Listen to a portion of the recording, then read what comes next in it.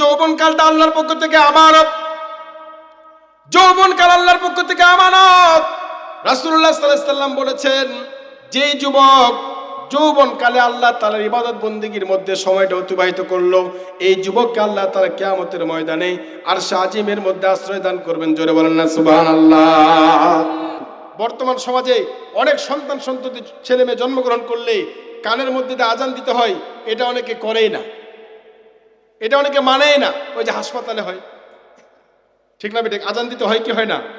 মুসলিম ঘরে যখন সন্তান ছেলে মেয়ে জন্মগ্রহণ করে, ডান কানে আজান দিতে হবে, বাম কানে একামত দিতে হবে, এটা কিন্তু অনেক ব্যক্তি করে না। বাড়িতে ছেলে মেয়ে জন্ম নিলে হয়তো করে, কিন্তু হাসপাতালে জন্ম হইলেও এটা কিন্তু অনেকে করে না, ঠিক না বেঠিক? আবার শরীয়তের বিধান হলো ছেলে মেয়ে জন্মগ্রহণ করার 7 দিনের মধ্যে তার একটা আকিকা দিতে হবে। কি দিতে হবে ভাই? আকিকা করতে হবে। অনেক ব্যক্তি কিন্তু এটা করে না। আবার সুন্দর একটা নাম বাছাই করতে হবে। সুন্দর কি করতে হবে? সুন্দর না ইসলামিক? জোরে বলেন। ইসলামিক নাম রাখতে হবে। কিন্তু ম্যাক্সিমাম মানুষের নাম দেখবেন এমন নাম, যে নামটা হিন্দু না মুসলমান নাম শুনলে বোঝার কোনো কায়দা নাই। কি বলেন? নাম শুনলে বোঝা যাবে না হিন্দু না মুসলমান। তার মানে বোঝা গেল পিতামাতার উপরে যে দায়িত্ব দেওয়া হয়েছে সন্তান লালন পালনের সময়, পিতামাতার যে দায়িত্ব কর্তব্য, আমাদের দায়িত্ব কর্তব্যে আমরা অবহেলা করি, ঠিক না বেঠিক? সন্তানের বয়স 10 বছর হলে তাকে নামাজ পড়ানোর জন্য মারতে হবে, নামাজের জন্য তাকে প্রহার করতে হবে। এটা হচ্ছে ইসলামিক আইন। এটা কি ভাই? ইসলামিক আইন, কোরআনের আইন। 7 বছর বয়সে সন্তানকে হাতে করে নিয়ে মসজিদে যাইতে হবে। আপনার দেখা দেখি সন্তান রুকু শিখবে, সেজদা শিখবে। সন্তানের বয়স যখন 10 বছর হবে তাকে নামাজের জন্য প্রয়োজনে প্রহার করতে হবে। এটা কিসের আইন? জোরে বলেন, কিসের আইন? কোরআনের আইন। কিন্তু আমরা কি নামাজের জন্য সন্তানকে মেরেছি? কথা বলেন ভাই। আমরা এখানে কেউ আছেন যে আমার সন্তান নামাজ পড়েনি, আমি তার খানা বন্ধ করে দিয়েছি? কেউ আছে? এই দেখেন, তাহলে আমাদের অবহেলা আছে না নাই? আমরা সন্তানের সবকিছুর খবর নিলাম, ঠিক মতো খাইলো কিনা, ঠিক মতো ঘুমাইলো কিনা, ম্যাচের মধ্যে থাকে লেখাপড়া করে, দিনাজপুর রংপুরে থাকে, ঠিক মতো খাইলো কিনা, ঘুমাইলো কিনা, গোসল করলো কিনা, সব কিছুর খবর কিন্তু আমরা নিচ্ছি। কিন্তু আমার সন্তান যে নামাজ পড়ে না, আমার সন্তান যে কোরআন তেলাওয়াত করে না, আমার সন্তান যে আল্লাহ তাআলার হুকুম আহকাম চলে না, আমার সন্তান যে রাসূলের সুন্নাহ মোতাবেক জীবন গঠন করে না, এই জন্য আমরা কিন্তু খবরই নেই না, ঠিক না বেটি? ভাই আমি কি ভুল বলছি? ঠিক না বেটি? প্রত্যেক ব্যক্তি নিজেকে প্রশ্ন করেন যে আমার সন্তানের নামাজের জন্য, কোরআন শিক্ষার জন্য আমি কতটুকু করলাম। তাহলে আমাদের দায়িত্ব অবহেলা আছে না নাই? জোরে বলেন, আমাদের দায়িত্ব অবহেলা আছে না নাই? তাহলে আপনি আমি যদি আমাদের দায়িত্ব অবহেলা করি, তাহলে আমার সন্তান বড় হওয়ার পরে আমার সাথে আমাকে তো মারবেই, ঠিক না ঠিক? আমাকে তো বৃদ্ধাশ্রমে পাঠাবে, কারণ আমার দায়িত্ব আমি পালন করিনি। তার দায়িত্ব সে কিভাবে পালন করবে? কি বলেন? আমার দায়িত্ব আমি পালন করিনি, তাহলে ওই সন্তান বৃদ্ধ হওয়ার পরে তার উপর যে দায়িত্ব আছে পিতামাতার দেখাশোনা করা, বৃদ্ধ পিতামাতার খেদমত করা, বৃদ্ধ পিতামাতার সেবা করা, তার দায়িত্ব কিভাবে সে পালন করবে? এটা আমরা কিভাবে আশা করতে পারি? ঠিক না বেঠিক? আগে নিজে ঠিক হইতে হবে। অনেকে আসে দেখবেন বলে যাবে পিতামাতার খেদমত করো, পিতামাতাকে কষ্ট দিও না, সবকিছুই ঠিক, কিন্তু ওই সন্তান ছোট অবস্থায় তার উপর যে দায়িত্ব ছিল, পিতামাতার উপর যে দায়িত্ব ছিল, সেগুলোকে আমরা পালন করেছি? আমাদেরকে সেগুলো পালন করতে হবে, ঠিক না ঠিক? আল্লাহ তাআলা আমাদেরকে বুঝার তৌফিক দান করে, বলেন আমিন। আমার ভাইরা, এই জন্য রাসূল সাল্লাল্লাহু আলাইহি সাল্লাম বলেছেন, যে যুবক যৌবনকালে ইবাদত করে, কারণ বৃদ্ধ হওয়ার পরে কিন্তু ইবাদত সেরকম মনোযোগ থাকে না, ঠিক না ঠিক? আমার ভাইরা, আমার বন্ধুগণ, 60 বছর 70 বছর যখন পার হয়ে যায়, এই দিকে মনোযোগ দেন, 60 বছর 70 বছর যখন পার হয়ে যায়, তখন যারা বৃদ্ধ মানুষ এদেরকে জিজ্ঞাসা করবেন, এদের ওযু আছে না নাই বলতে পারে না, ঠিক না বেঠিক? জোরে বলেন, ঠিক না বেঠিক? বয়স্ক মানুষের অজু যে কোন দিক দিয়ে গেল তার কোনো খবর নাই, অজু আছে না নাই বলতে পারে না, গোসলের ফরজগুলো জানে না, বৃদ্ধ অবস্থায় কোরআন পড়তে গেলে কোরআন অশুদ্ধ পড়ে, চোখে ঠিক মতো দেখে না, চশমা লাগাইলেও ঠিক মতো কোরআন পড়তে পারে না, তাহলে বৃদ্ধ হয়ে গেলে ইবাদতের ভিতরে ঘাটতি আছে না নাই? জোরে বলেন আছে না নাই? বৃদ্ধ হয়ে গেলে ইবাদতের মধ্যে ঘাটতি হবে, বৃদ্ধ হয়ে গেলে ইবাদতের মধ্যে সমস্যা সৃষ্টি হবে। এই জন্য রাসূল সাল্লাল্লাহু আলাইহি সাল্লাম যৌবন কালটাকে গুরুত্ব দিয়েছেন, রাসূল সাল্লাল্লাহু আলাইহি সাল্লাম যৌবন কালটাকে বেশি করে প্রাধান্য দিয়েছেন। কারণ যৌবন কালে শরীরের মধ্যে যেমনি ভাবে যৌবন থাকে, ইবাদতের মধ্যেও কিন্তু একটা শক্তির প্রয়োজন আছে না নাই? জোরে বলেন শক্তির মধ্যে প্রয়োজন আছে না নাই? এই জন্য রাসূল সাল্লাল্লাহু আলাইহি সাল্লাম বলেছেন, ও পৃথিবীর মানুষ, যাদের উপর হজ ফরজ করা হয়েছে, যারা হজ করবে এরা যেন যৌবন কালে হজ করে। কারণ হজ করতে গেলে কিন্তু অনেক শক্তির প্রয়োজন। এখানে হাজি আছেন কেউ? হাজি আছেন কেউ? নাই। হজ করতে গেলে অনেক শক্তির প্রয়োজন। হাজার হাজার মানুষের ভিড়ে বাইতুল্লাহ শরীফ আপনাকে তওয়াফ করতে হবে, হাজার হাজার মানুষের ভিড়ে বাইতুল্লাহ শরীফ আপনাকে তওয়াফ করতে হবে, সাফা মারোয়া আপনাকে সাই করতে হবে, পাথর নিক্ষেপ করতে হবে, হজরে আসওয়াদকে চুমু দিতে হবে, অনেক শক্তির প্রয়োজন। এই জন্য রাসূল সাল্লাল্লাহু আলাইহি সাল্লাম বলেছেন, যাদের উপরে হজ ফরজ হয়ে যায় এরা যেন যৌবনকালে হজ করে। কারণ হজের সময় অনেক শক্তির প্রয়োজন আছে না নাই? আমার ভাইরা, আমার বন্ধুরা, এই জন্য রাসূল সাল্লাল্লাহু আলাইহি সাল্লাম বলেছেন, যেই যুবক যৌবনকালে আল্লাহ তাআলা ইবাদত বন্দেগী করলো, আমার আল্লাহ পাক রব্বুল আলামিন কিয়ামতের ময়দানে আরশ আজিমের মধ্যে ওই যুবকদেরকে ডেকে ডেকে জান্নাত দান করবেন। জোরে জোরে বলেন না সুবহানাল্লাহ। আমার যুবক ভাইরা, এই জন্য আমরা যারা যুবক আছি আমরা চেষ্টা করব যৌবনকালে আল্লাহ তাআলা ইবাদত বন্দেগী করার চেষ্টা করব। তো ভাই ইনশাআল্লাহ চেষ্টা করব তো ইনশাআল্লাহ। নারায়ে তাকবীর। আমার ভাইরা, আমার বন্ধুরা, 3 নম্বরে কারা? 3 নম্বরে হলো যেই ব্যক্তি মসজিদের সাথে সম্পর্ক, সুবহানাল্লাহ বলেন, জোরে বলেন সুবহানাল্লাহ। মসজিদের সাথে যেই ব্যক্তির সম্পর্ক, রাসূলুল্লাহ সাল্লাল্লাহু আলাইহি সাল্লাম বলেছেন, রাজুলুন কলবুহু মুআল্লাকুন বিল মাসাজিদ। ও পৃথিবীর মানুষেরা তোমরা জেনে রাখো, রাজুলুন কলবুহু মুআল্লাকুন বিল মাসাজিদ। আর আজিমের মধ্যে আশ্রয় পাবে 3 নম্বরে ওই ব্যক্তি, যেই ব্যক্তি রাজুলুন কলবুহু মুআল্লাকুন বিল মাসাজিদ, যেই ব্যক্তির দিল, যেই ব্যক্তির মন মসজিদের মধ্যে লটকানো থাকে। রাসূল সাল্লাল্লাহু আলাইহি সাল্লাম বলেছেন, মসজিদকে কেন ভালোবাসবেন, মসজিদকে কেন মহব্বত করবেন, মসজিদের সাথে কেন গভীর সম্পর্ক রাখবেন? রাসূল সাল্লাল্লাহু আলাইহি সাল্লাম বলেছেন, ও পৃথিবীর মানুষেরা জেনে রাখো, কিয়ামতের আগে তামাম দুনিয়া যখন ধ্বংস হয়ে যাবে, এই যে আমাদের সামনে বড় বড় গাছপালা তরুলতা, রাসূল সাল্লাল্লাহু আলাইহি সাল্লাম বলেছেন, হযরত ইসরাফিল আলাইহিস সালাতু ওয়াস সালাম যখন সিংহার মধ্যে ফু দিবেন, তামাম পৃথিবী যখন ধ্বংস হয়ে যাবে, ইউবাসু কুল্লু আবদিন আলা মা মাতা আলাইহি, তামাম পৃথিবী যখন ধ্বংস হয়ে যাবে, মসজিদ কিন্তু ধ্বংস হবে না। চিৎকার করে বলেন না সুবহানাল্লাহ। মসজিদ ধ্বংস হবে না, এই মসজিদ কিয়ামত পর্যন্ত থাকবে। ঠিক না ঠিক? আর জোরে বলেন ঠিক না ঠিক? এই জন্য রাসূল সাল্লাল্লাহু আলাইহি সাল্লাম বলেছেন, রাজুলুন কলবুহু মুআল্লাকুন বিল মাসাজিদ। যেই ব্যক্তির দিল, যেই ব্যক্তির মন মসজিদের সাথে লটকানো থাকে, মসজিদকে যেই ব্যক্তি ভালোবাসে, মসজিদকে ভালোবাসার মানে হলো মসজিদের কোথায় কি প্রয়োজন আপনার চোখ সেখানে আছে। মসজিদকে ভালোবাসার মানে হলো মুয়াজ্জিন যখন মসজিদের মধ্যে আযান দিবে হাইয়া আলাস সালাহ, মুয়াজ্জিন যখন মসজিদের মধ্যে আযান দিবে হাইয়া আলাল ফালাহ, মুয়াজ্জিন যখন নামাজের জন্য ডাকবে, আপনি সাথে সাথে সমস্ত কাজ ফেলে মসজিদের দিকে চলে গেলেন। এইরকম লোক এই সমাজের মধ্যে খুব কম পাওয়া যাবে। ঠিক না বেঠিক? খুব কম পাওয়া যাবে। আমরা মাঠে ঘাটে কাজ করতে গেলে বলি, আজান হয়েছে হোক, আমার কাজ শেষ করে আমি যাই নামাজ একাই পড়ে নেব, এমনটা বলি কি বলি না? বলি কি বলি না? ও ভাই, এটা কিন্তু মসজিদের সাথে ভালো সম্পর্ক হলো না। রাসূলুল্লাহ সাল্লাল্লাহু আলাইহি সাল্লাম বলেছেন, সাহাবীদের ঘটনা, এক সাহাবী কাঠুরিয়ার কাজ করত। কাঠুরিয়ার কাজ, কুড়াল নিয়ে গাছ কাটার জন্য গেছে, জঙ্গলের মধ্যে গেছে কুড়াল নিয়ে গাছ কাটার জন্য। ভাই লক্ষ্য করে শুনেন, কেন সাহাবীরা জান্নাতে যাবে? রাসূল সাল্লাল্লাহু আলাইহি সাল্লাম কেন তাদেরকে জান্নাতি বলেছেন? তাদের আমলগুলো দেখুন। এক ব্যক্তি কুড়াল নিয়ে জঙ্গলের মধ্যে গেছে গাছ কাটার জন্য। গাছ এইভাবে করে, যে আমার দিকে দেখেন, এইভাবে করে গাছ কাটতেছে।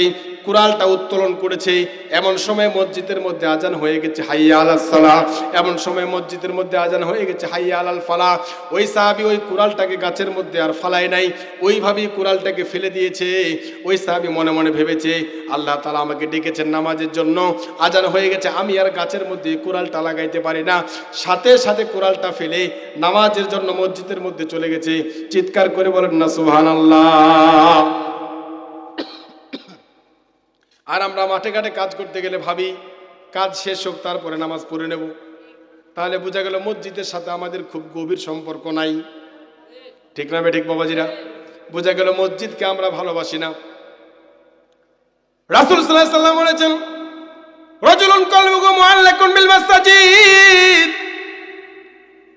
আরশ আজিমের মধ্যে আশ্রয় পাবে, আরশ আজিমের মধ্যে আল্লাহ তাআলা জান্নাত দান করবেন ওই ব্যক্তিকে। 3 নম্বরে ওই ব্যক্তিকে আল্লাহ তাআলা আরশ আজিমের মধ্যে আশ্রয় দান করবেন যে ব্যক্তির মন, যে ব্যক্তির হৃদয় মসজিদের সাথে গভীরভাবে লটকানো থাকে। আবার বলেন না সুবহানাল্লাহ। মসজিদের প্রতি ভালোবাসা।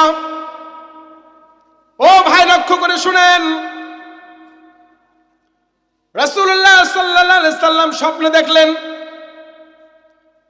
রাসূলুল্লাহ সাল্লাল্লাহু আলাইহি সাল্লাম স্বপ্নে দেখলেন একজন সাহাবী জান্নাতের ভিতরে হাঁটাহাঁটি করছে।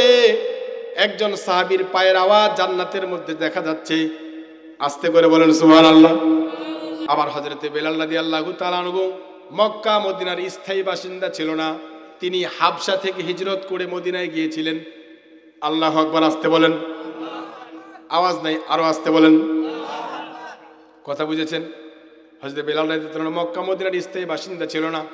হযরতে বেলাল রাদিয়াল্লাহু তাআলা হাবশা থেকে, ইয়েমেন থেকে, হাবশা থেকে হিজরত করে, অনেক কষ্ট করে হিজরত করে, হাঁটতে হাঁটতে হাঁটতে হাঁটতে হিজরত করে মদিনায় যায়া রাসূল সাল্লাল্লাহু আলাইহি সাল্লামের কাছে কালিমা গ্রহণ করেছে।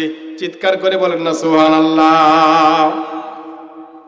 তাহলে দেখেন হযরতে বেলাল সমস্ত সাহাবীদের মধ্যে সবচাইতে গরীব, সমস্ত লক্ষ লক্ষ সাহাবীর মধ্যে সবচাইতে কালো, সবচাইতে গরীব, সবচাইতে দূরের স্থায়ী বাসিন্দা না। আচ্ছা বলেন দেখি, এলাকার মধ্যে একজন প্রভাবশালী ব্যক্তি আছে, আরেক ব্যক্তি কুমিল্লা নোয়াখালী থেকে এসে বাড়ি করেছে, কিছুদিন হলো, 15-20 দিন হলো, 1 মাস 2 মাস হলো নোয়াখালী থেকে এসে বাড়ি করেছে। বলেন দেখি এলাকার যে স্থায়ী বাসিন্দা তার প্রভাব বেশি, না যে কুমিল্লা থেকে এসে বাড়ি করলো তার প্রভাব বেশি? বাবাজিরা কথা বলেন, কার প্রভাব বেশি? খারাপ লাগতেছে? চলুক কিছুক্ষণ নাকি? আমার ভাইরা, এই বেলাল রাদিয়াল্লাহু তাআলা সমস্ত সাহাবীদের মধ্যে গরীব, সবচাইতে কালো, দেখতে অসুন্দর। হযরতে বেলাল রাদিয়াল্লাহু তাআলা মক্কা মদিনার স্থায়ী বাসিন্দা না। রাসূল সাল্লাল্লাহু আলাইহি সাল্লাম যখন হযরতে বেলাল রাদিয়াল্লাহু তাআলা আনহুকে জান্নাতের ভিতরে দেখতে পেলেন, রাসূল সাল্লাল্লাহু আলাইহি সাল্লাম অবাক হয়ে গেলেন। রাসূলুল্লাহ সাল্লাল্লাহু আলাইহি সাল্লাম অবাক হয়ে গেলেন, গভীর মনোযোগ দেন। রাসূলুল্লাহ সাল্লাল্লাহু আলাইহি সাল্লাম সমস্ত সাহাবীদেরকে ঐক্যবদ্ধ করলেন। রাসূল সাল্লাল্লাহু আলাইহি সাল্লাম সমস্ত সাহাবীদেরকে একত্রিত করে বিশাল মজমার মধ্যে রাসূল সাল্লাল্লাহু আলাইহি সাল্লাম হযরতে বেলালকে ডাকলেন। হযরতে বেলালকে ডাকার পরে রাসূল সাল্লাল্লাহু আলাইহি সাল্লাম বললেন, এই বেলাল, আমি গত রাত্রে জান্নাতের ভিতরে তোমাকে হাঁটতে দেখেছি। আল্লাহু আকবার, জোরে কোন। এই বেলাল, কি ব্যাপার? বড় বড় সাহাবীরা থাকতে আমি তোমাকে জান্নাতের ভিতরে দেখতে পেলাম, কি তোমার আমল? কি আমল তুমি করো যে আমলের কারণে আমার আল্লাহ পাক রব্বুল আলামিন জান্নাতের ভিতরে তোমাকে রেখেছেন, যে আমলের কারণে আল্লাহ তাআলা তোমার জন্য জান্নাতের বরাদ্দ দিয়েছেন? ও বেলাল, তুমি মৃত্যুবরণ করতে দেরি হবে কিন্তু জান্নাত যাইতে দেরি হবে না। চিৎকার করে বলেন না সুবহানাল্লাহ। কারো ব্যাপারে এরকম গ্যারান্টি আছে নাকি? আমাদের কারো ব্যাপারে গ্যারান্টি আছে যে মূল্যেই জান্নাত পাবো? আছে গ্যারান্টি? জোরে বলেন, আছে নাকি? রাসূল সাল্লাল্লাহু আলাইহি সাল্লাম বললেন, এই বেলাল, কি ব্যাপার? কি আমল তোমার? জান্নাতের ভিতরে তোমাকে দেখতে পেলাম, তুমি মরতে দেরি হবে, জান্নাত যাইতে দেরি হবে না। হযরতে বেলাল রাদিয়াল্লাহু তাআলা আনহু কান্না শুরু করে দিলেন, কারণ সাহাবীদের ঈমান কম না বেশি? জোরে বলেন, কম না বেশি? কেমন ঈমান সেই দিকে যাব একটু পরে। আমার ভাইরা, আমার বন্ধুগণ, সাহাবীদের কেমন ঈমান দেখেন। ঘটনাগুলো মনে রাখেন। কোথায় শেষ করলাম? কেমন সাহাবীদের ঈমান, গভীর মনোযোগ দিন।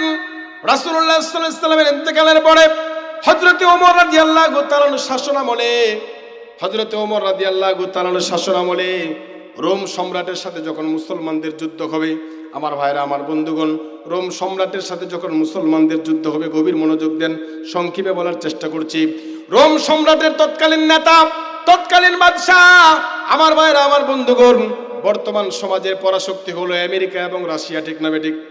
আমেরিকা এবং রাশিয়া কিন্তু বর্তমানে সবচেয়ে শক্তিশালী, ইরান অনেক শক্তিশালী, কিন্তু রাসূল সাল্লাল্লাহু আলাইহি ওয়াসাল্লামের ওই যুগে হযরত ওমর রাদিয়াল্লাহু তাআলার জামানায় সবচেয়ে শক্তিশালী ছিল রোম এবং পারস্য।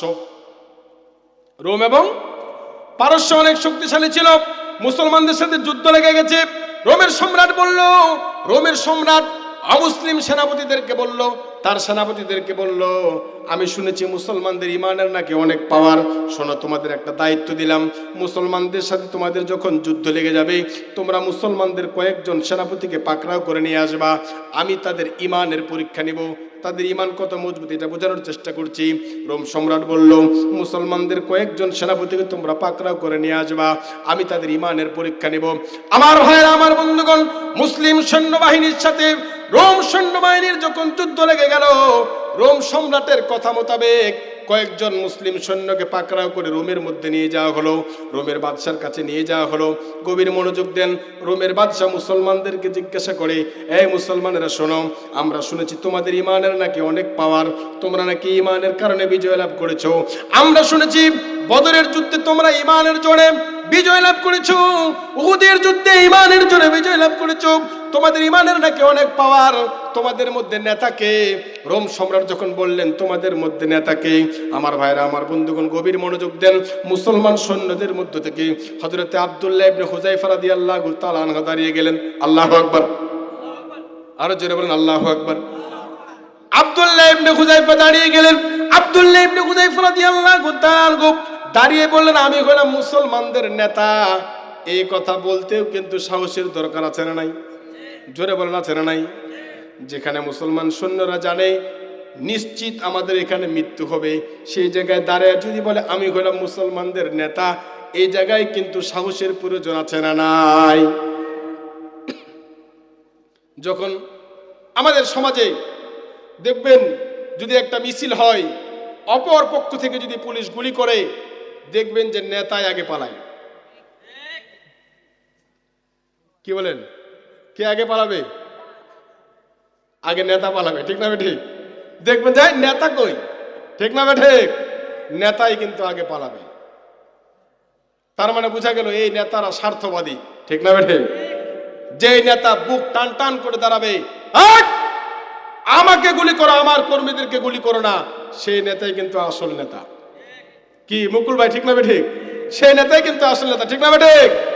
আমার ভাইরা, আমার বন্ধুরা, রোম সম্রাট যখন বলল, এই মুসলিম সৈন্যরা শোনো, তোমাদের ইমানের নাকি অনেক তেজ, তোমাদের মধ্যে নেতাকে। হযরতে আব্দুল্লাহ ইবনে হুযায়ফা দাঁড়িয়ে গেলেন, আমি হলাম মুসলমানদের নেতা, কি বলবেন আমাকে বলেন, আমার কর্মীদেরকে বলিয়েন না। আল্লাহু আকবার। আমার ভাইরা, আমার বন্ধুগণ, গভীর মনোযোগ দেন, সময় চলে যাচ্ছে, অনেক আলোচনা বাকি আছে। হযরতে আব্দুল্লাহ ইবনে হুযায়ফা রাদিয়াল্লাহু তাআলা দাঁড়িয়ে গেলেন। রোম সম্রাট হযরতে আব্দুল্লাহ ইবনে হুযায়ফা রাদিয়াল্লাহু তাআলাকে নিজের কাছে এইভাবে করে ডেকে নিলেন। হযরতে আব্দুল্লাহ ইবনে হুযায়ফাকে বললেন, এ আব্দুল্লাহ ইবনে হুযায়ফা, তোমাদের ইমানের নাকি অনেক তেজ। বলে, হ্যাঁ। আমার ভাইরা, আমার বন্ধুগণ, এবার ইমানের পরীক্ষা নেওয়ার জন্য তৎকালীন রোমের প্রেসিডেন্ট হযরতে আব্দুল্লাহ ইবনে হুযায়ফা রাদিয়াল্লাহু তাআলাকে বললেন, এই আব্দুল্লাহ ইবনে হুযায়ফা শোনো, তোমরা যে ঈমান গ্রহণ করেছো, তোমরা যে আল্লাহর উপরে ঈমান এনেছো, আমি তোমাদেরকে একটা প্রস্তাব দিতে চাই। তোমরা যদি আমার প্রস্তাবে রাজি হয়ে যাও, তাহলে আমার যে রাজত্ব আছে, আমার রাজত্বের অর্ধেক রাজত্ব আমি তোমাদেরকে দিয়ে দিব। তোমাদের যেই পরিমাণ টাকা পয়সার প্রয়োজন তোমাদেরকে দেওয়া হবে, তোমাদের যেই পরিমাণ স্বর্ণ অলংকারের প্রয়োজন তোমাদেরকে দেওয়া হবে, তোমাদের বাড়ি লাগলে বাড়ি দেওয়া হবে, নারী লাগলে নারী দেওয়া হবে, আমার রাজত্বের অর্ধেক রাজত্ব তোমাদেরকে দিয়ে দেওয়া হবে। শুধুমাত্র একটা প্রস্তাব যদি তোমরা গ্রহণ করো। হযরত আব্দুল্লাহ ইবনে হুযায়ফা রাদিয়াল্লাহু তাআলা বললেন, কি প্রস্তাব বলেন দেখি। আমার ভাইরা, আমার বন্ধুগণ, রোমের সম্রাট আব্দুল্লাহ ইবনে হুযায়ফা রাদিয়াল্লাহু তাআলা আনহু অনেক বড় সাহাবী, ঈমানওয়ালা সাহাবী। এই সাহাবীকে হযরতে আব্দুল্লাহ ইবনে হুযায়ফাকে বললেন, সেই প্রস্তাবটা হলো, তোমরা যে আল্লাহর উপরে ঈমান এনেছো, তোমরা যে মুহাম্মদ সাল্লাল্লাহু আলাইহি সাল্লামের উপরে ঈমান এনেছো, তোমরা সেই ইসলাম ধর্মটাকে ছেড়ে দাও, তোমরা আমাদের খ্রিস্টান ধর্ম গ্রহণ করো। তোমরা যদি ইসলাম ধর্ম ছেড়ে দাও, খ্রিস্টান ধর্ম গ্রহণ করো, তাহলে আমার রাজত্বের অর্ধেক রাজত্ব তোমাদেরকে দিয়ে দেওয়া হবে। জোরে বলেন না নাউজুবিল্লাহ। আব্দুল্লাহ ইবনে হুযায়ফা রাগান্বিত হয়ে গেলেন। ক্ষমতার লোভ দেখানো হলো, ক্ষমতার লোভে পড়লেন না। হযরতে আব্দুল্লাহ ইবনে হুযায়ফা রাদিয়াল্লাহু তাআলা আনহু রাগান্বিত হয়ে গেলেন, ডাক দিয়ে বললেন, এই রোমের সম্রাট শোনো, তুমি যে প্রস্তাব আমার কাছে করছো, তোমার অর্ধেক রাজত্ব নয়, তুমি যদি তোমার পুরা রাজত্ব আমাকে দিয়ে দাও, এক হাতে চন্দ্র এনে দাও আর এক হাতে সূর্য এনে দাও, আমি এক মুহূর্তের জন্য ঈমান ছাড়তে রাজি না। আল্লাহু আকবার। সাহাবীদের ঈমান কম না বেশি? আরো জোরে বলেন, কম না বেশি? আমার ভাইরা, আমার বন্ধুরা, ওইদিকে যাব না, এটা বিশাল বড় ঘটনা, ওইদিকে গেলে রাত শেষ হয়ে যাবে। ও ভাই, রাসূলুল্লাহ সাল্লাল্লাহু আলাইহি সাল্লাম হযরতে বেলালকে বললেন, বেলাল, মনে আছে ভাই, মনে আছে ঘটনাটা? হযরতে বেলাল রাদিয়াল্লাহু তাআলা আনহুকে বললেন, বেলাল, কি এমন আমল তোমার, কি তোমার আমল যে আমলের কারণে তোমাকে জান্নাতের মধ্যে দেখতে পেলাম? হযরতে বেলাল রাদিয়াল্লাহু তাআলা আনহু বললেন, ইয়া রাসূলুল্লাহ, ইয়া হাবিবাল্লাহ, আমার জীবনে তেমন উল্লেখযোগ্য কোনো আমল নাই, কারণ আমি তো গরীব। ঠিক না বেঠিক? ইয়া রাসূলুল্লাহ, ইয়া হাবিবাল্লাহ, আমি হযরতে উসমানের মতো দান করতে পারি না। হযরতে উসমান যেই পরিমাণে লক্ষ লক্ষ টাকা আল্লাহর রাস্তায় দান করে, আমি তো গরীব সাহাবী, আমি দান করতে পারি না, আমার তো টাকাই নাই। ঠিক না বেঠিক? আমার ভাইরা, আমার বন্ধুগণ, হযরতে বেলাল রাদিয়াল্লাহু তাআলা চমৎকার জবাব দিলেন। হযরতে বেলাল রাদিয়াল্লাহু তাআলা বললেন, ইয়া রাসূলুল্লাহ, ইয়া হাবিবাল্লাহ, আমার জীবনে তেমন উল্লেখযোগ্য কোনো আমল নাই, কিন্তু একটা আমল আমি প্রতিদিন করি। বলে, কি আমল? ইয়া রাসূলুল্লাহ, ইয়া হাবিবাল্লাহ, মুয়াজ্জিন যখন মসজিদের মধ্যে আজান দেয়, মুয়াজ্জিন যখন নামাজের জন্য হাইয়া আলাস সালাহ, হাইয়া আলাল ফালাহ বলে, ইয়া রাসূলুল্লাহ, ইয়া হাবিবাল্লাহ, যখন নামাজের সময় হয়ে যায়, আমি এক মুহূর্ত দেরি করতে পারি না। যখন নামাজের সময় হয়ে যায়, আমি বিছানার মধ্যে শুয়ে থাকতে পারি না। যখন নামাজের সময় হয়ে যায়, আমি মাঠে ঘাটে থাকতে পারি না। যখন নামাজের সময় হয়ে যায়, আমি অন্য কোনো ব্যবসা বাণিজ্যের মধ্যে থাকতে পারি না। আজানের সময় হয়ে গেলে সাথে সাথে আমি মসজিদের মধ্যে চলে যাই। চিৎকার করে বলেন না সুবহানাল্লাহ। আমার ভাইরা, এই জন্য মসজিদের সাথে আমাদের সম্পর্ক থাকা দরকার, আছে না নাই? জোরে বলেন, আছে না নাই? মসজিদকে ভালোবাসতে হবে। রাসূল সাল্লাল্লাহু আলাইহি ওয়াসাল্লাম বলেছেন, রাজুলুন কলবুহু মুআল্লাকুন বিল মাসাজিদ, যে ব্যক্তির হৃদয় মসজিদের মধ্যে লটকানো থাকে, মসজিদকে ভালোবাসে, মসজিদকে নিজের জীবনের সাথে সংযুক্ত করে রাখে, রাসূল সাল্লাল্লাহু আলাইহি ওয়াসাল্লাম বলেছেন, এমন ব্যক্তিদেরকে আল্লাহ তাআলা জান্নাতে ডেকে ডেকে জান্নাত দান করবেন। জোরে বলেন সুবহানাল্লাহ। ভাই, মসজিদের সাথে আমাদের কোনো দুশমনী আছে? জোরে বলেন, আছে? মসজিদের সাথে আমাদের কোনো মন কষাকষি আছে? মসজিদকে আমরা ভালোবাসবো তো ইনশাআল্লাহ। আমার ভাইরা,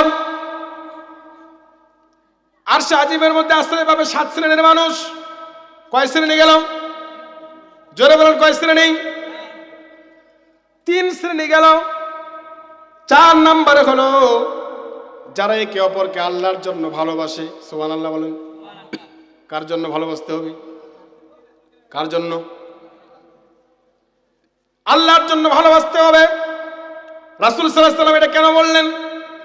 এই হাদিস দ্বারা বোঝা গেল, খারাপ ব্যক্তির সাথে আপনার কোনো সম্পর্ক থাকতে পারে না। ঠিক না বেটি? খারাপ ব্যক্তির সাথে আপনার কোনো সম্পর্ক থাকতে পারে না। যারা নেশাখোর, যারা জুয়ারি, যারা মদখোর, এদের সাথে কোনো খাঁটি মুসলমানের সম্পর্ক থাকতে পারে না। কথা বলেন ঠিক না বেটি? খারাপ ব্যক্তিদের সাথে সম্পর্ক থাকবে না। রাসূল সাল্লাল্লাহু আলাইহি ওয়াসাল্লাম বলেছেন, মান তাশাব্বাহা বিকওমিন ফাহুয়া মিনহুম, যার সাথে যার মোহাব্বত, তার সাথে তার, জোরে বলেন, তার সাথে তার। মান তাশাব্বাহা বিকওমিন ফাহুয়া মিনহুম, রাসূল সাল্লাল্লাহু আলাইহি ওয়াসাল্লাম বলেছেন, যার সাথে যার মোহাব্বত, তার সাথে তার কিয়ামত। আমার ভাইরা, আমার বন্ধুগণ, এই জন্য আমার আল্লাহ পাক রব্বুল আলামিন বললেন, যে 2 ব্যক্তি আল্লাহর জন্য একে অপরকে ভালোবাসে এবং আল্লাহর জন্য আলাদা হয়ে যায়, এদেরকে আল্লাহ তাআলা ডেকে ডেকে জান্নাত দান করবেন। চিৎকার করে বলেন না সুবহানাল্লাহ। এ এর মানে বোঝা গেল আপনি যেই ব্যক্তির সাথে চলবেন সেই ব্যক্তি যদি নামাজি হয় তাহলে তার সাথে চলেন, আর যদি সে নেশাখোর হয়, গাঞ্জাখোর হয়, তার সাথে সম্পর্ক রাখার কোনো প্রয়োজন নাই। ঠিক না বেঠিক? জোরে বলেন ঠিক না বেঠিক? সমাজের মধ্যে যারা ভালো, সমাজের মধ্যে যারা হৃদয়বান, যারা ন্যায়পরায়ণ, সমাজের মধ্যে যারা 5 ওয়াক্ত নামাজি, এমন ব্যক্তিদের সাথে চলা দরকার আছে না নাই? এই জন্য বলছে যারা আল্লাহর জন্য একে অপরকে ভালোবাসে আবার আল্লাহর জন্য বিচ্ছিন্ন হয়ে যায়। আল্লাহর জন্য বিচ্ছিন্ন হয় মানে, এর মানে হলো আপনি যে বন্ধুর সাথে চলছেন সেই বন্ধু যদি নেশাখোর হয়, সেই বন্ধু যদি বেনামাজি হয়, তাহলে সেই বন্ধুর সাথে সম্পর্ক রাখা যাবে না। তার কাছ থেকে আপনি বিচ্ছেদ হয়ে গেলেন। কার জন্য ভাই কথা বলেন? কার জন্য? আল্লাহর জন্য তার সাথে আপনি বিচ্ছেদ হয়ে গেলেন, তার কোনো প্রয়োজন নেই। আবার আল্লাহর জন্য একে অপরকে ভালোবাসবেন। আমার ভাইরা, আমার বন্ধুগণ, রাসূল সাল্লাল্লাহু আলাইহি ওয়াসাল্লাম এটাই বলেছেন, যারা আল্লাহর জন্য একে অপরকে ভালোবাসে আবার আল্লাহর জন্য বিচ্ছেদ করে, আল্লাহর জন্য আলাদা হয়ে যায়, এদেরকে আল্লাহ তাআলা জান্নাত দান করবেন। জোরে বলেন সুবহানাল্লাহ। 4 নাম্বার গেল। 5 নম্বরে কারা আরশ আজিমের মধ্যে আশ্রয় পাবে? 5 নাম্বার রাসূল সাল্লাল্লাহু আলাইহি ওয়াসাল্লাম বলেছেন, সুযোগ থাকা সত্ত্বেও যে ব্যক্তি নিজেকে গুনাহ থেকে বাঁচিয়েছে। সুবহানাল্লাহ। কথা বুঝেছেন? মানে সুযোগ আছে গুনাহ করার সুযোগ আছে, এই সুযোগ থাকার পরও যে ব্যক্তি নিজেকে গুনাহ থেকে বাঁচাইলো, আল্লাহ তাআলা তাদেরকে জান্নাত দান করবেন। জোরে বলেন না সুবহানাল্লাহ। সুযোগ থাকার পরে গুনাহ থেকে বাঁচা, এর মানে হলো, বুঝেন আমার কথা, এমন যেন না হয় সমাজের লোক কি বলবে জুমার দিন মসজিদে না গেলে? সমাজের লোক বলবে অমুক ব্যক্তি ফান্নার বেটা, জুমার নামাজে পড়ে না। জুমার নামাজে না গেলে কি বলবে? ফান্নার বেটা মসজিদে যায় না, ফান্নার বেটা জানাজার নামাজে যায় না। এই মাহে রমজান মাস আসলো, পুরো এলাকাবাসী রোজা রেখেছে, ফান্নার বেটা রোজা রাখে না। এরকম ভেবে আপনি যদি রোজা রাখেন, এমনটা ভেবে আপনি যদি মসজিদে যান, এমনটা ভেবে আপনি যদি জানাজার নামাজে যান, সেই নামাজটা কিন্তু আল্লাহর দরবারে কম কবুল হবে। ঠিক না বেঠিক? ঠিক না বেঠিক? তার মানে বোঝা গেল আপনি লোকের চোখের ভয়ে গেলেন, লোকের ভয়ে আপনি মসজিদে গেলেন, এটা আল্লাহর কাছে কম পছন্দনীয়। ইবাদত করতে হবে নিজের উদ্যোগে, নামাজ পড়া নিজের ব্যক্তিগত দায়িত্ব, এটা আপনার উপর আল্লাহ তাআলা ফরজ করেছেন। ঠিক না বেঠিক? জোরে বলেন ঠিক না বেঠিক? রোজা রাখা এটা আপনার উপরে ফরজ, লোকের চোখের ভয়ে আপনি রোজা রেখেছেন এমনটা যেন না হয়। এটা রাসূল সাল্লাল্লাহু আলাইহি ওয়াসাল্লাম বলেছেন, যে ব্যক্তি গুনাহ করার সুযোগ থাকা সত্ত্বেও গুনাহ করলো না।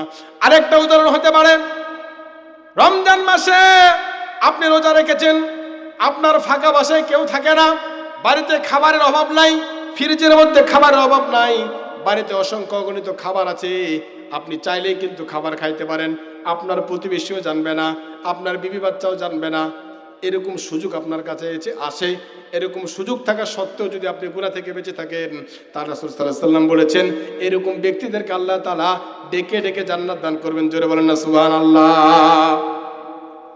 গুনাহ করার সুযোগ আছে, আপনি বিড়ি খেতে পারেন, কেউ দেখবে না, আপনার প্রতিবেশী দেখবে না, বন্ধু বান্ধব দেখবে না। আপনি চাইলে নেশা করতে পারেন, কেউ দেখবে না। আপনি চাইলে জেনা ব্যভিচার করতে পারেন, কেউ দেখবে না। এরকম সুযোগ থাকার পরেও যদি আপনি গুনাহ থেকে বেঁচে থাকেন, তার রাসূল সাল্লাল্লাহু আলাইহি ওয়াসাল্লাম বলেছেন, এরকম ব্যক্তিদেরকে আল্লাহ তাআলা ডেকে ডেকে জান্নাত দান করবেন। জোরে বলেন না সুবহানাল্লাহ। এরপরে 6 নম্বরে হলো, যারা গোপনে আল্লাহর রাস্তায় দান করে। 6 নম্বরে কারা? যারা গোপনে আল্লাহর রাস্তায় কি করে ভাই? যারা গোপনে আল্লাহর রাস্তায় দান করে, সদকা করে। অনেক ব্যক্তি এমন আছে দেখবেন, মাহফিলের প্রধান অতিথি না বানাইলে দান করে না, প্রধান অতিথি না বানাইলে দান করতে চায় না। এরকম লোক আছে না নাই ভাই? জোরে বলেন আছে না নাই? মুরব্বীরা, আমাকে কেন সভাপতি বানাইলো না, আমি দান করব না। আমাকে কেন মাহফিলের সভাপতি বানালো না, আমি ওই মসজিদের ওই মাহফিলে আমি যাব না। তার মানে বোঝা গেল উনি লোক দেখানো দান করে। ঠিক না বেঠিক? জোরে বলেন ঠিক না বেঠিক? লোক দেখানো দান। রাসূল সাল্লাল্লাহু আলাইহি ওয়াসাল্লাম বলেছেন, আলিয়াদুল উলিয়া খায়রুম মিন আলিয়াদিস সুফলা। যারা আল্লাহর রাস্তায় দান করে, সবচাইতে উত্তম দান হলো ওই দান, যেই দানটা ডান হাত দিয়ে দান করলে বাম হাত জানতে পারবে না। চিৎকার করে বলেন আল্লাহু আকবার। ডান হাত দিয়ে দান করলে বাম হাত জানতে পারবে না। এরকম দান খুব কম। ঠিক না বেঠিক?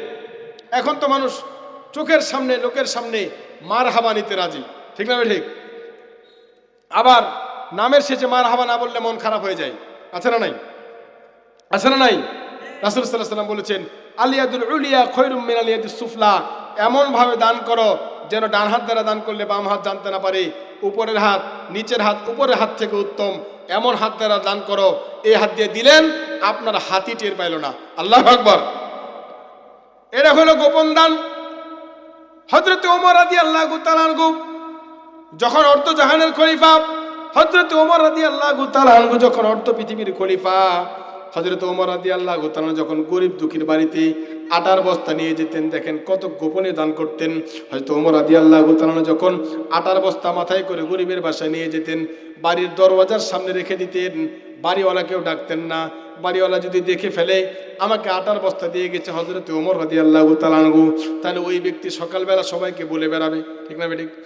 এই জন্য হযরত ওমর রাদিয়াল্লাহু তাআলা আনহু বাড়ির দরওয়াজার সামনে আটার বস্তা রেখে আসতেন, সাথে কোনো বডিগার্ডও নিয়ে যেতেন না, মানে গোপনে দান করতেন।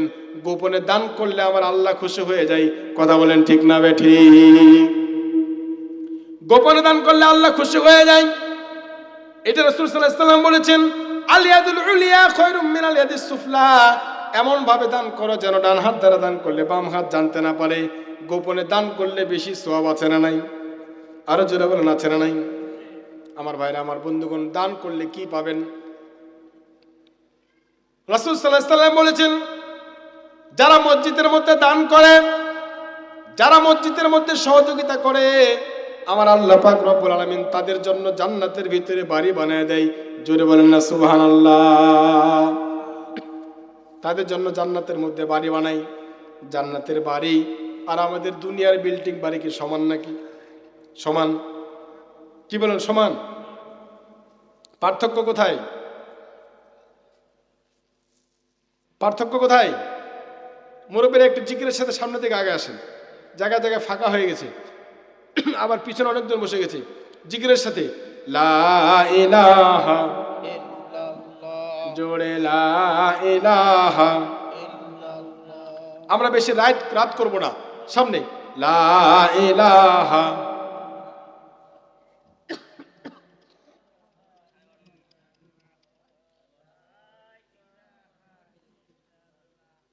লা ইলাহা ইল্লাল্লাহ, লা ইলাহা ইল্লাল্লাহ, লা ইলাহা ইল্লাল্লাহ, হাসবি রব্বি জাল্লাল্লাহ, নূর মুহাম্মদ সাল্লাল্লাহ, জোরে লা ইলাহা, জোরে লা ইলাহা,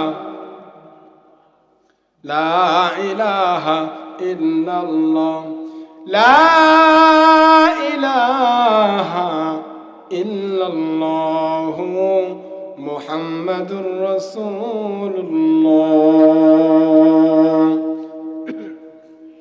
আমার ভাইরা, আল্লাহ পাক রব্বুল আলামিন বলেছেন যারা মসজিদের মধ্যে দান করে, আমার আল্লাহ পাক রব্বুল আলামিন তাদের জন্য জান্নাতের মধ্যে বাড়ি বানায়। কেমন বাড়ি? আল্লাহ পাক রব্বুল আলামিন পবিত্র কোরআনের সূরা ওয়াকিয়ার মধ্যে বলেছেন জান্নাতের মধ্যে যে বাড়িটা আমাদের জন্য তৈরি করা হবে, জান্নাতের মধ্যে যে বাড়িটা আমাদের জন্য নির্মাণ করা হবে, মনোযোগ দিয়ে শুনেন। আমার আল্লাহ পাক রব্বুল আলামিন পবিত্র কোরআনের সূরাতুল ওয়াকিয়া 27 নম্বর পারা সূরাতুল ওয়াকিয়ার মধ্যে বলেছেন জান্নাতের মধ্যে আমাদের জন্য যে বাড়িটা বরাদ্দ করা হয়েছে, সেই বাড়িটা দুনিয়ার কোনো ইট দ্বারা তৈরি হবে না। সেই বাড়িটা তৈরি হবে, একটি ইট হবে স্বর্ণের, আর একটা ইট হবে রূপার। চিৎকার করে বলেন না সুবহানাল্লাহ। স্বর্ণের ইট কেউ দেখেছেন?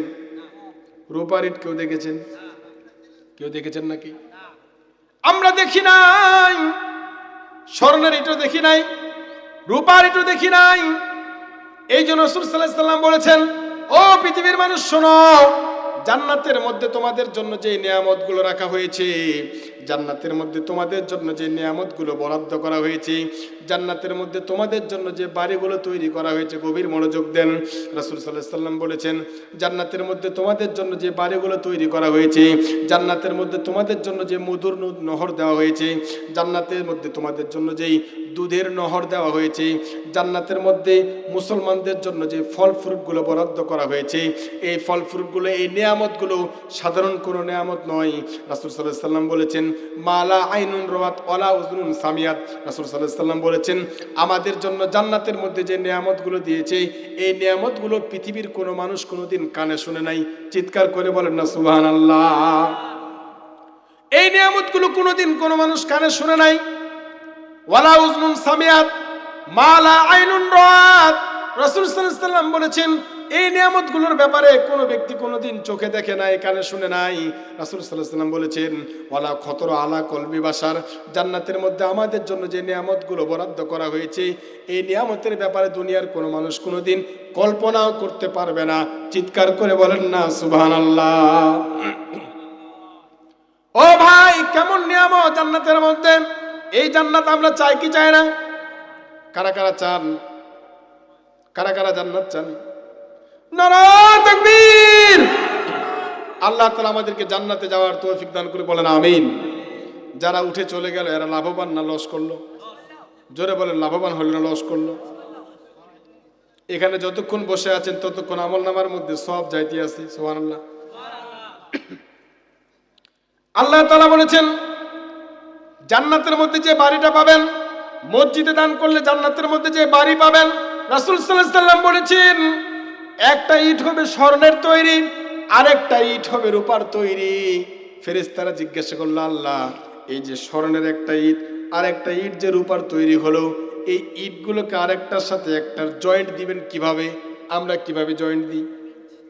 সবাই বলেন, কি ব্যবহার করি? একটা ইটের আরেকটা ইটের মাঝখানে কি আছে? সিমেন্ট আর বালু। আরেকটা মশলা দেয় সাধারণত ছাদে। ছাদ যখন করে আরেকটা একটা এরকম ছোট্ট একটা বোতলের থেকে কি জানি ঢালে, ঠিক না ঠিক? কেমিক্যাল ঢালে শক্ত হওয়ার জন্য। তাহলে সাধারণত আমরা বালু আর সিমেন্ট ব্যবহার করি, ঠিক না ঠিক? ফেরেশতারা বলে, আল্লাহ, এই যে জান্নাতের মধ্যে আমাদেরকে বাড়ি দিবেন, আপনি ওয়াদা করেছেন, এই বাড়িগুলোর যে স্বর্ণের ইট দিবেন, রূপার ইট দিবেন, এগুলাই তো বিশাল। আবার একটা ইট কার একটা ইটের সাথে কিভাবে যুক্ত করবেন? আমার আল্লাহ তাআলা ডাক দিয়ে বলে, ও ফেরেশতারা শোনো, আমি যা জানি তোমরা তা জানো না। চিৎকার করে বলেন না সুবহানাল্লাহ। এই একটা ইট কার একটা ইটের সাথে সংযোগ দেওয়ার জন্য আমি ব্যবহার করব মেশক আম্বারের তৈরি ময়দা, মেশক আম্বারের তৈরি মশলা। সুবহানাল্লাহ। কিসের তৈরি? দুনিয়াতে কি ব্যবহার করি? সিমেন্ট আর বালু। আর ওই জান্নাতের মধ্যে স্বর্ণের ইটকে একটার সাথে আরেকটা যুক্ত করার জন্য ব্যবহার করা হবে মেশক আম্বরের তৈরি মশলা। কিসের তৈরি? সবাই জোরে বলেন, মেশক আম্বার। দেখেছেন কেউ? মেশক আম্বারের তৈরি মশলা ব্যবহার করা হবে। কি মেশক আম্বার? রাসূলুল্লাহ সাল্লাল্লাহু আলাইহি ওয়াসাল্লাম হাদিসের মধ্যে বলেছেন, মেশক আম্বার আবার কি? মেশক আম্বার হলো এমন একটা ঘ্রাণ, এমন একটা সুঘ্রাণ, যেই সুঘ্রাণ একবার নাকের মধ্যে গেলে হাজার হাজার বছর পর্যন্ত পাইতে থাকবেন। চিৎকার করে বলেন না সুবহানাল্লাহ। ও আল্লাহ, মেশক আম্বারের তৈরি কেন দিবেন? আমার আল্লাহ তাআলা জবাব দিল কোরআনে। এই যে দেখেন আমার সামনে কোরআন, আমার আল্লাহ তাআলা জবাব দিল, মেশক আম্বারের তৈরি মশলাটা আমি এই জন্য ব্যবহার করব। কেন ব্যবহার করবেন? আমার আল্লাহ তাআলা মুসলমানদেরকে কত ভালোবাসেন, আমার আল্লাহ তাআলা ইমানদারদেরকে কত ভালোবাসেন। দেখেন আমার আল্লাহ তাআলা জবাব দিল, ও আমার ফেরেশতারা শোনো, দুনিয়ার মধ্যে যেই মুসলমানটা কষ্ট করে আমার ইবাদত বন্দেগী করলো, দুনিয়ার মধ্যে যেই মুসলমান হাজারো ঝামেলার মধ্যে, হাজারো ব্যস্ততার মধ্যে পড়ার পরেও কোনোদিন নামাজ ছাড়ে নাই, দুনিয়ার মধ্যে যেই মুসলমান কষ্টের মধ্যে থাকার পরে রোজা ছাড়ে নাই, দুনিয়ার মধ্যে যেই মুসলমান ন্যায়ের সাথে জীবনযাপন করেছে, ইনসাফের সাথে জীবনযাপন করেছে, ছেলে সন্তানের উপরে জুলুম করে নাই, প্রতিবেশীর উপরে জুলুম করে নাই, অন্য কোনো মানুষকে কষ্ট দেয় নাই, দুনিয়ার কাউকে কষ্ট দেয় নাই। কোরআন মোতাবেক যেই মুসলমান জীবন গঠন করলো, রাসূলের সুন্নাহ মোতাবেক যেই মুসলমান জীবন গঠন করলো, যেই মুসলমান আমার হুকুম মোতাবেক জীবন গঠন করলো, এই ব্যক্তিটা যখন মারা যাবে, এই ব্যক্তি মারা যাওয়ার পরে তাকে যখন কাফনের কাপড় পরায়া তাকে যখন কবরের মধ্যে রাখা হবে, আমার এই বান্দাটা যখন জান্নাতের মধ্যে প্রবেশ করবে, জান্নাতের মধ্যে প্রবেশ করার পরে আমার দেওয়া নেয়ামতগুলো খাওয়ার পরে জান্নাতের মধ্যে যখন ঘুম দিবে, এই ঘুম তো হাজার হাজার বছর পর্যন্ত সে ঘুমাবে। আমার এই বান্দাটা যখন, আমার এই সঠিক বান্দাটা যখন জান্নাতের মধ্যে নেয়ামতগুলো খাওয়ার পরে ঘুমায়া গেল, যতক্ষণ পর্যন্ত ঘুমাবে ততক্ষণ পর্যন্ত তার নাকের মধ্যে যেন এই মেশকো আম্বরের তৈরি ঘেরান যাইতে থাকে। এই জন্য আমি আল্লাহ তাআলা মেশকো আম্বরের তৈরি মশলা ব্যবহার করেছি। জোরে বলেন না সুবহানাল্লাহ। আল্লাহ আমাদেরকে কম ভালোবাসে না বেশি ভালোবাসে? জোরে বলেন, কম বাসে না বেশি বাসে? ও ভাই, এই গেল জান্নাতের বিল্ডিং, স্বর্ণের ইট দিয়ে তৈরি করা হলো, রূপার ইট দিয়ে তৈরি করা হলো, মেশকো আম্বরের তৈরি মশলা দিয়ে জয়েন্ট লাগানো হলো। আমার আল্লাহ তাআলা বলেছেন, যারা মসজিদের মধ্যে দান করলো এদের জন্য যে বিল্ডিংটা তৈরি করা হবে, জান্নাতি ব্যক্তিরা মৃত্যুর পরে কিয়ামতের হিসাব নিকাশের পরে যখন জান্নাতের মধ্যে ঢুকে যাবে, জান্নাতের ওই যে বিল্ডিংটা তৈরি করা হলো, গভীর মনোযোগ দিয়ে একটু কল্পনা করেন, এই যে আমাদের জন্য বিশাল বড় ভবন তৈরি করা হলো স্বর্ণের ইট দিয়া, স্বর্ণের রূপার ইট দিয়া, মেশকো আম্বরের তৈরি মশলা দিয়া, আমাদের জন্য যে বিশাল বড় অট্টালিকা তৈরি করা হলো, জান্নাতীরা যখন কিয়ামতের হিসাব নিকাশের পরে জান্নাতের মধ্যে ঢুকতে যাবে, ঢোকার সময় বিশাল বড় দরওয়াজার মধ্যে নবীজির নাম, বলেন, জান্নাতের দরজায় লেখা যেই নবীজির নাম, সাহাবার আয়াতর মাখে সেই নবীজির ঘাম। আল্লাহু আকবার। জান্নাতের দরজার মধ্যে কার নাম লেখা? মনে থাকবে তো সেদিন? মনে থাকবে? যদি আল্লাহ আমাদেরকে জান্নাতে, মনে থাকবে? দরজার মধ্যে আমাদের প্রিয় নবীজির নাম লেখা। জোরে বলেন মারহাবা, আরো জোরে বলেন মারহাবা। আমার ভাইরা, আমার বন্ধুরা, চলে গেলাম জান্নাতের ভিতরে, দরওয়াজার মধ্যে ঢুকে গেলাম। ঢোকার পরে কি কাহিনী হলো দেখেন। এই যে কোরআন থেকে বলছি, জান্নাতের ভিতরে যখন ঢুকে গেলেন, আমার আল্লাহ পাক রব্বুল আলামিন বলেছেন জান্নাতে ঢোকার পরে কি কি আমাদের সাথে ঘটবে, এগুলা যখন জান্নাতে যাবেন তখন মিলাইয়া নেবেন। যে মুফতি মঈনুদ্দিন আল মাদানী এই কথাগুলো বলেছিল, একটু মিলাইয়া দেখি। আমার আল্লাহ পাক রব্বুল আলামিন পবিত্র কোরআনের 27 নম্বর পারা সূরা ওয়াকিয়ার মধ্যে 16 নম্বর আয়াতের মধ্যে, কয় নম্বর আয়াত? কোন সূরা? ওয়াকিয়া। জোরে বলেন, কোন সূরা? ওয়াকিয়া। আবার কোন সূরা? আমলটা বলি। রাসূল সাল্লাল্লাহু আলাইহি সাল্লাম বলেছেন, যেই ব্যক্তি প্রতিদিন মাগরিবের নামাজের পরে, মাগরিবের নামাজের ফরজ আদায়ের পরে, সুন্নাত আদায়ের পরে, যেই ব্যক্তি প্রতিদিন সূরা ওয়াকিয়া তেলাওয়াত করবে, আমার আল্লাহ পাক রব্বুল আলামিন কোনোদিন তার রিজিকের মধ্যে অভাব রাখবে না। সুবহানাল্লাহ। তার রিজিকের মধ্যে কোনোদিন অভাব হবে না এই সূরা ওয়াকিয়া পড়লে। পড়বেন তো ইনশাআল্লাহ? চেষ্টা করবেন তো ইনশাআল্লাহ? প্রতিদিন মাগরিবের নামাজের পরে সূরা ওয়াকিয়া যেই ব্যক্তি পড়বে, তার রিজিকের কোনোদিন অভাব হবে না। ও ভাই, যেটা বলছিলাম, জান্নাতের ভিতরে ঢুকে গেলাম, বিশাল বড় অট্টালিকা দেখে চক্ষু জুড়ায়া যাবে। ওই জান্নাতের মধ্যে ঢুকে গেলাম। আমার আল্লাহ পাক রব্বুল আলামিন পবিত্র কোরআনের 27 নম্বর পারা সূরা ওয়াকিয়ার 16 নম্বর আয়াতে বলেছেন, মুত্তাকিইনা আলাইহা মুতাকাবিলিন। জান্নাতীরা যখন জান্নাতের মধ্যে ঢুকে গেল, ঢোকার পরেই এই যে বিশাল বড় অট্টালিকা, বিশাল বড় ওয়ালগুলো, ভবনগুলো, জান্নাতীরা কি করবে? মুত্তাকিইনা আলাইহা মুতাকাবিলিন। জান্নাতের ওই দরজার, ওই ভবনের ভিতরে ঢোকার পরে ওয়ালের মধ্যে হেলান দিবে। সুবহানাল্লাহ।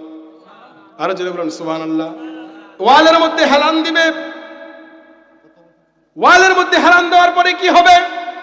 আমার আল্লাহ তাআলা তারপরের আয়াতে বলেছেন, 17 নম্বর আয়াত, ইয়াতুফু আলাইহিম বিলদানুম মুখাল্লাদুন বিআকওয়াবিন ওয়া আবারিক ওয়া কাসিম মিন মাঈন। আল্লাহু আকবার। বলবো মুরব্বিরা, বলবো। এই যে ওয়ালের মধ্যে হেলান দিলের পরে কি হবে? আল্লাহ তাআলা বলেছেন সূরা ওয়াকিয়ার মধ্যে, ইয়াতুফু আলাইহিম বিলদানুম মুখাল্লাদুন বিআকওয়াবিন ওয়া আবারিক। এই যে আপনি হেলান দিলেন, আপনার চতুর্দিকে জান্নাতের খাদেমরা ঘুরতে থাকবে। চিৎকার করে বলেন না সুবহানাল্লাহ। চতুর্দিকে খাদেমরা ঘুরবে, ইয়াতুফু আলাইহিম, জান্নাতীদের চতুর্দিকে ঘুরতে থাকবে ঘুরতে থাকবে ঘুরতে থাকবে, বিলদানুম মুখাল্লাদুন, সুদর্শন যারা খাদেম, যারা স্মার্ট খাদেম, যাদের বয়সের ভিতরে কোনো কমতি নাই, বয়সের মধ্যে কোনো ভাটা পড়ে নাই, শক্তিশালী খাদেমরা ওই জান্নাতি ব্যক্তির চতুর্দিকে ঘুরতে থাকবে। আমার আল্লাহ বলেছেন শুধু খালি হাতে ঘুরবে তা না, খালি হাতে ঘুরবে তা না, কি নিয়ে ঘুরবে গো আল্লাহ? আল্লাহ পাক রব্বুল আলামিন তারপর আয়াতে বললেন বিআকওয়াবি ওয়া বারিক ওয়া কাসিম মিন মাইন, ওই যে জান্নাতি ব্যক্তির চতুর্দিকে এইভাবে করে পেয়ালা নিয়ে ঘুরবে। কি নিয়ে ঘুরবে? পেয়ালা নিয়ে ঘুরবে। সেই পেয়ালার মধ্যে কি থাকবে? আমার আল্লাহ তাআলা বলেছেন সেই পেয়ালার মধ্যে থাকবে বিভিন্ন ধরনের ফল, বিভিন্ন ধরনের নেয়ামত, বিভিন্ন ধরনের ফল ফ্রুট থাকবে, 2-3 রকমের গ্লাস থাকবে। কোনো গ্লাসের মধ্যে থাকবে দুধ, কোনো গ্লাসের মধ্যে থাকবে অরিজিনাল মধু, কোনো গ্লাসের মধ্যে থাকবে পরিষ্কার স্বচ্ছ পানি। সুবহানাল্লাহ। এই নিয়ামতগুলো নিয়ে খাদেমরা ঘুরতে থাকবে। আমার আল্লাহ পাক রব্বুল আলামিন বলেছেন লা ইউসাদ্দাউনা আনহা ওয়া লা ইউনজিফুন। ও পৃথিবীর মুসলমানরা শোনো, তোমাদের সামনে আমি যে ওয়াদাগুলো করলাম, তোমাদের সামনে যে ওয়াদাগুলো করেছি, জান্নাতের যে নিয়ামতগুলো তোমাদেরকে আমি কোরআনের সামনে বলে দিয়েছি, এই নিয়ামতগুলো থেকে বিন্দু পরিমাণ কমানো হবে না, বরং বহু গুণে বাড়ায় দেওয়া হবে। চিৎকার করে বলেন না সুবহানাল্লাহ। ও ভাই, মনের ভিতরে সন্দেহ হতে পারে জান্নাতের মধ্যে আবার কি ফল দিবে? আম দিবে নাকি, কাঁঠাল দিবে নাকি, লিচু দিবে নাকি, কলা দিবে নাকি? আমাদের মনের মধ্যে প্রশ্ন থাকতে পারে কি ফল দিবে? আমার আল্লাহ তাআলা বললেন, গভীর মনোযোগ দেন, আমার আল্লাহ তাআলা বললেন ও দুনিয়ার মানুষ শুনে রাখো, তোমরা দুনিয়ার মধ্যে যেগুলো দেখেছো এর কোনো ফল আমি জান্নাতের মধ্যে দিব না। তোমরা দুনিয়ার মধ্যে লিচু দেখেছো, লিচু দিব না। দুনিয়ার মধ্যে কলা খেয়েছো, কলা দিব না। দুনিয়ার মধ্যে কাঁঠাল খেয়েছো, কাঁঠাল দিব না। দুনিয়ার মধ্যে আম খেয়েছো, আম দিব না। দুনিয়ার মধ্যে আরো অন্য কোনো ফল খেয়েছো, সেই ফলটা দিব না। কি ফল দিব? আমার আল্লাহ পাক রব্বুল আলামিন বললেন ওয়া ফাকিহাতিম মিম্মা ইয়াতাখায়্যারুন, তোমার সামনে অনেকগুলো ফলের লিস্ট ফেলে দেওয়া হবে। এই তালিকা থেকে তুমি যেই ফলটা বাছাই করবা সেই ফলটাই তোমাকে খাওয়ানো হবে। চিৎকার করে বলেন না সুবহানাল্লাহ। এই জান্নাত আমরা চাই তো ভাই? কি বলেন, চাই তো? আল্লাহ তাআলা আমাদেরকে জান্নাতে যাওয়ার তৌফিক দান করে বলেন আমিন।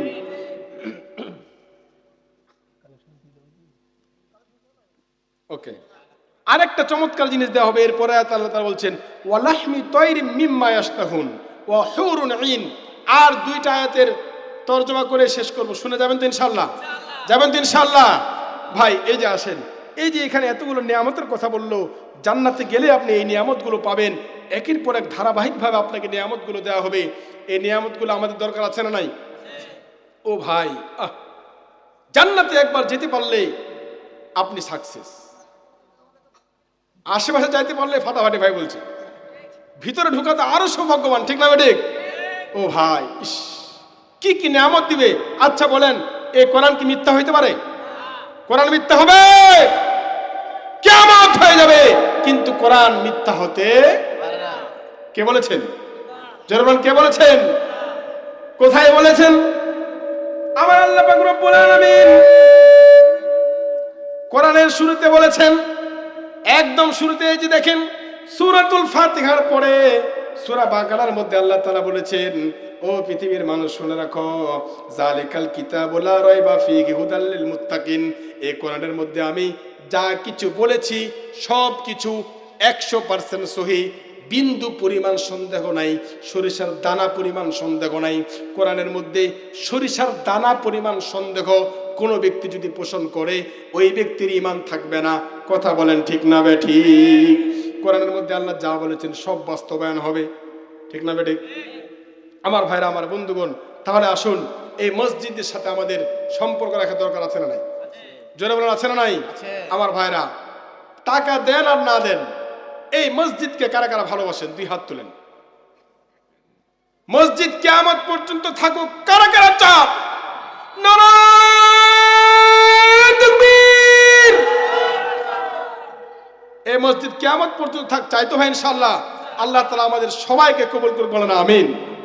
ভাই, মসজিদের উন্নয়নে, মসজিদের প্রয়োজনে এই ওয়ালগুলো প্লাস্টার করা দরকার। মসজিদের ওয়ালগুলো প্লাস্টার করতে হবে, ছাদ দিতে হবে। দিন দিন মুসল্লি বাড়ছে, নিচতলায় হয়তো জায়গা হয় না, উপর তলারও প্রয়োজন আছে। ঠিক না বেঠিক? ঠিক না বেঠিক? আমার ভাইরা, আমার বন্ধুগণ, মসজিদের উন্নয়নে 5,000 টাকা কে দিতে রাজি আছেন? বেশি ধরবো না, 5,000 টাকাটা দিতে আপনার যদি কষ্ট হয় তাহলে বুঝবেন এই দানটা আল্লাহর দরবারে কবুল হবে। কারণ যেটা আপনি কষ্টের জায়গা থেকে দিলেন, ব্যথা লাগছে দিতে, অসুবিধা হবে, একটু কষ্ট হবে, এই জায়গা থেকে যখন আপনি দিবেন এইটার সওয়াব বেশি। ঠিক না ঠিক? ঠিক না ঠিক? কারণ আমরা তো গরিব মানুষ, যারা কোটি কোটি টাকার মালিক ওদের কাছে 2-4 হাজার টাকা কিছুই না। ওদের সওয়াব আর আমাদের ভুট্টা বেচা, গম বেচা, আলু বেচা টাকা থেকে 5,000 টাকা দেওয়া, দুইটার মধ্যে কিন্তু পার্থক্য আছে। কথা বলেন ভাই, কি যুবক ভাইরা, পার্থক্য আছে না নাই? উনি হলো কোটি টাকার মালিক, ওই জায়গা থেকে উনি 5,000 দিবে, আর আমার ভুট্টা বেচা টাকা, আবার ভুট্টা শুয়ে পড়ছে, ভুট্টার দাম নাও থাকতে পারে, এই কষ্টের টাকা থেকে আমি 5,000 টাকা দিব, কষ্ট হবে কি হবে না? দানের সওয়াবের মধ্যে পার্থক্য আছে না নাই? কারা দিবেন ভাই 5,000 টাকা? আছে কেউ 5,000 টাকা দেওয়ার মতো? আছে অবশ্যই। কে দিবেন? বাকি লেখান, ধীরে ধীরে দিবেন, মাসে 1,000 করে দিবেন। নাই? 5,000 টাকা দেওয়ার মতো কেউ নাই? আচ্ছা ঠিক আছে, আমরা একটু ভিন্ন কৌশলে কালেকশনের দিকে চলে যাব। ভাই কেউ উঠাউঠি করবেন না, আমরা সবার জন্য দোয়া করব, পুরা এলাকাবাসীর জন্য দোয়া করব, সকলের জন্য দোয়া করবো ইনশাআল্লাহ। বেশি সময় কিন্তু আমরা নেব না, আমরা একটু ভিন্ন পদ্ধতিতে চলে যাচ্ছি কালেকশনের দিকে। আমার ভাইরা, আপনারা বলেন আমার সামনে যে কোরআনটা আছে কয় পারা আছে? এখানে জোরে বলেন, কয় পারা আছে? 30 পারা কোরআন এখানে আছে, এবং এই কোরআনকে আমরা নিজের প্রাণের চেয়ে বেশি ভালোবাসি। ঠিক না ঠিক? ঠিক না ঠিক? আপনাদের কাছে অনুরোধ, আজকে সকালে গিয়ে, আজকে হোক কালকে জুমার দিন আছে, কোরআনটা বুকে নিয়ে আল্লাহর কাছে কান্নাকাটি করবেন যে হে আল্লাহ, এই জীবন বিধান অনুযায়ী চলতে পারছি না, হে আল্লাহ আমাকে মাফ করে দাও। করবেন তো সবাই? করবেন তো ইনশাআল্লাহ? আমার ভাইরা, আমার বন্ধুগণ, এই 30 পারা কোরআন 30 জন ব্যক্তি আপনাদের কাছ থেকে আমি নিব, যারা 1,000 টাকা করে আল্লাহর জন্য, আল্লাহর রাস্তায় মসজিদের উন্নয়নের জন্য দিবে। আমরা দোয়া করব আল্লাহ তাআলা তাকে ওই পাড়ার মধ্যে যেই পরিমাণ সওয়াব আছে, সমস্ত সওয়াব যেন আল্লাহ তাআলা তার মৃত আত্মীয় স্বজনেরকে বকশে দেয়। সর্বপ্রথম সৌভাগ্যবান ব্যক্তিকে প্রথম পারার জন্য, ভাই বাকি লেখার না থাকলে, প্রথম পারার জন্য 1,000 টাকা কে দিবেন? একটু আমার সাথে ওনাকে সাহস দিবেন। নারায়ে তাকবীর! 2,000 আলহামদুলিল্লাহ বলেন। প্রথম পারার দ্বিতীয় পারা ওনার জন্য আমরা বকশে দিলাম, ওনার সমস্ত মৃত আত্মীয় স্বজনের সবটুকু পাই। সকালে বলেন আমিন। থাকে না? এটা হাতে রাখেন মুরব্বি। আমার ভাইরা, প্রথম পারার মধ্যে সূরাতুল ফাতিহা আছে। সূরাতুল ফাতিহাকে বলা হয় সূরাতুশ শিফা, সাবা মাসানি। এই সূরা ফাতিহার মধ্যে অনেক ফজিলত আছে। এরপরে সূরা বাকারা আছে, এখানে আল্লাহ তাআলা বিশাল বড় এর সমস্ত 2 পারার সমস্ত সওয়াব যেন ওই ব্যক্তির আমলনামায় চলে যায়। সকালে বলেন আমিন। 3 নাম্বার পারার জন্য কে দিবেন? কি নাম মুরব্বি? নারায়ে তাকবীর! আল্লাহ তোমার এক বান্দা আব্দুল শুকুর নাম, তার স্ত্রীর জন্য সাবেক মেম্বার সাহেবের মায়ের জন্য 1,000 টাকা দান করেছে। আল্লাহ তোমার বান্দার দানকে কবুল করে নাও, এবং 3 নাম্বার পারার মধ্যে যে এই পরিমাণ সওয়াব আছে, এই পরিমাণ সওয়াব তুমি তোমার বান্দির কবরের ভিতরে পৌঁছায় দাও। জোরে বলেন আমিন। আমিনো আমিনো আল্লাহ আমিনো, দানকারীর হয়ো তুমি জামিনো। 4 নাম্বার পারার জন্য কে আছেন? আমরা বেশি দিলে নিব না, 1,000 লাগবে। 4 নাম্বার পারার জন্য কে আছেন? কি ব্যাপার ভাই, আমরা 30 পারা শেষ করতে পারবো না? 4 নাম্বার পারার জন্য কে আছেন? 4 নাম্বার পারার মধ্যে সূরা আলে ইমরান আছে। এই সূরা আলে ইমরানের মধ্যে আল্লাহ তাআলা ঈসা নবীর ঘটনা বলেছেন, মরিয়ম আলাইহিস সালামের ঘটনা বলেছেন। এই পারাটা আমরা ওই ব্যক্তির জন্য বকশে দিব। কে আছেন 4 নাম্বার পারার জন্য? 1,000 টাকা মাত্র। আরে ভাই 1,000 টাকা কোনো ব্যাপার হলো? 1,000 লাগবে, তাহলে 2 বস্তা দেন। অনুরোধ আপনার কাছে। নারায়ে তাকবীর! কি ব্যাপার, আপনাদের আওয়াজ নাই? নারায়ে তাকবীর! ভাই কি নাম? আল্লাহ তোমার বান্দা শাহজাহান মাস্টার 4 নাম্বার কোরআনের 4 নাম্বার পারাকে ভালোবেসে, কোরআনকে ভালোবেসে 1,000 টাকা মসজিদের উন্নয়নে দান করলো। আল্লাহ তোমার বান্দার দানকে তুমি কবুল করো না। জোরে বলেন আমিন। 5 নাম্বার পারার জন্য কে আছেন? 5 নাম্বার পারা হলো সূরাতুন নিসা। নিসা মানে হলো মহিলা, মহিলাদের জীবন বিধানগুলো আল্লাহ তাআলা এই সূরার মধ্যে বলেছেন, সুতরাং মহিলারাও দিতে পারেন এই সূরার জন্য। 5 নাম্বার পারার জন্য কে আছেন? কি ব্যাপার? 5 নাম্বার পারার জন্য কে দিবেন 1000 টাকা? 5 নাম্বার পারাকে ভালোবেসে আমরা 30 পারা শেষ করে ডাইরেক্ট মোনাজাতে চলে যাব, অথবা দুইজনে মিলে ভাগ করে দিতে পারেন, হাফ পারা করে। কে আছেন 5 নাম্বার পারার জন্য? ভাই বাকি লেখান। ভুট্টা হলে দিবেন, ফসল হলে দিবেন, যে কোনো সময় আপনি পরিশোধ করে দিবেন। লেখান। আর সদকা তো তারুদ্দুল বালা, যারা আল্লাহ রাস্তায় সদকা করে, আল্লাহ রাস্তায় যারা দান করে, এদের বিপদ আপদ কেটে যায়। বলেন সুবহানাল্লাহ, জোরে বলেন সুবহানাল্লাহ। বিপদ দূর হয়ে যাবে। আমার আল্লাহ তাআলার কাছে এমন এমন রোগ আছে, যে রোগ 10 লক্ষ টাকা দিয়েও ভালো হবে না। কি চাচা? এমনও রোগ আল্লাহ তাআলা দিতে পারেন 10 লক্ষ টাকা দিয়েও ভালো হবে না। আল্লাহ পারেন কি পারেন না?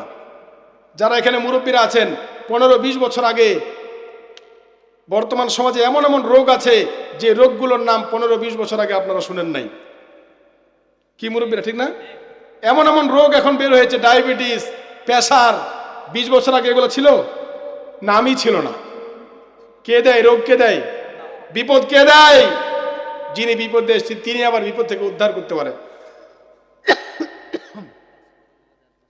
নারায়ে তাকবীর। কি নাম?